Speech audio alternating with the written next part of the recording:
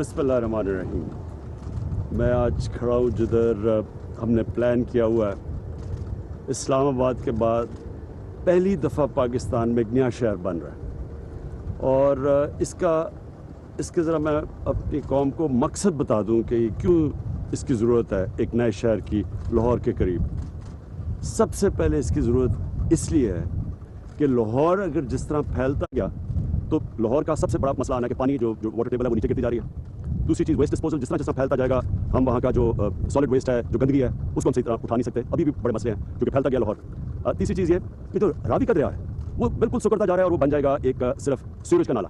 तकरीबन अगर आप सर्दियों में देखें अभी थोड़ा पानी आया तो वो सारा सीवरेज जाता है और वो फिर सीधा दरिया सिंध में जाता है और सारा नीचे तक दरियाओं के अंदर पोल्यूशन करता है।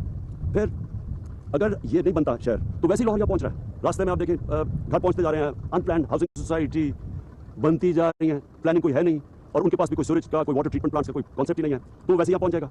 तो कोशिश ये हो रही है और मैं अपनी अदालतों की बड़ी इज्जत करता हूँ। मेरे ख्याल में कि हमने सही मायने में अपना केस लाहौर बेंच के सामने प्रेजेंट नहीं किया। इंशाल्लाह सुप्रीम कोर्ट में हम अपना सही मायने में केस रखेंगे उनके सामने।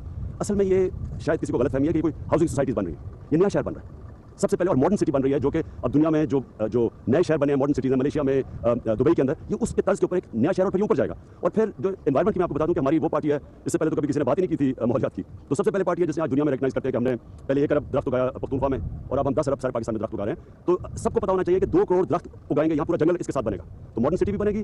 पूरा एक प्लान एक जंगल बन रहा है जो कि ये प्रोटेक्ट करेगा, यानी हवा को साफ रखेगा। फिर रावी को बचाया जाएगा, इसके ऊपर ब्राजेस बनेंगे, इसके पानी को यहाँ एक बड़ी एक बराज बन के पानी को रोका जाएगा, उससे वाटर टेबल ऊपर आएगी। फिर यहाँ सारी ट्रीटमेंट प्लांट्स लगेंगे, जो सीवरेज जा रहे हैं रावी के अंदर वो सारी ट्रीटमेंट प्लांट से साफ पानी को रावी में फेंकेंगे ताकि नीचे तक जो इस वक्त गंदगी जा रही है वो सिंध तक जाती है वो ना जाए। और सबसे बड़ी बात ये इसे $20 अरब, ये $20 अरब का प्रोजेक्ट है।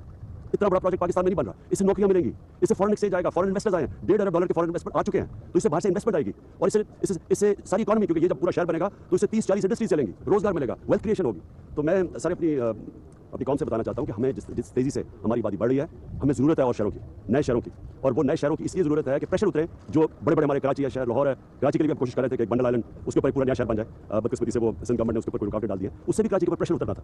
अगर इसी तरह शहर फैलते गए, ना हम पोल्यूशन का कंट्रोल कर सकते हैं, ना वेस्ट डिस्पोजल कर सकते हैं, ना लोगों को सहूलतें दे सकते हैं, ना उनको जितना शहर फैलता जाएगा, ना उनको गैस, बिजली, जो इम्यूनिटीज़ हैं, साफ पानी, ये सारी चीज़ें जो कराची में अब मसले आ रहे हैं, ये सारे शहरों में आने शुरू हो जाएंगे। तो आखिर में मैं सिर्फ ये चाहता हूँ कि इसके ऊपर हमारा मीडिया भी पहले आपको हम सारों को डिटेल्स देंगे, इसकी पूरी एक इसके ऊपर बड़ी तफसील प्लानिंग हुई है, तो मीडिया के सामने हम रखेंगे ताकि आवाम को पता चले कि ये कितना बड़ा पाकिस्तान की तारीख में बड़ी देर के बाद इतना बड़ा प्रोजेक्ट बनाया जा रहा है। शुक्रिया।